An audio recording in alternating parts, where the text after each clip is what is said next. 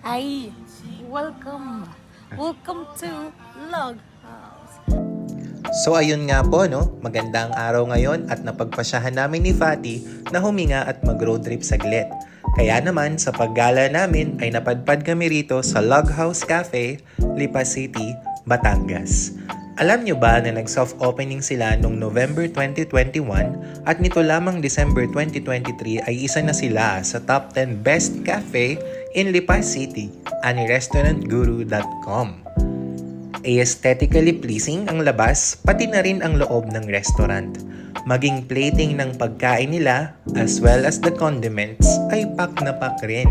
Hindi lamang main course ang iyong pipiliin, pati na rin cakes and dessert ay available rin. Yun ang Facebook page nila at ito rin ang menu. I-post yun na lang for deets. Okay, dito na lang muna and sa susunod na entry ulit sa aming Restaurant series. Paalam!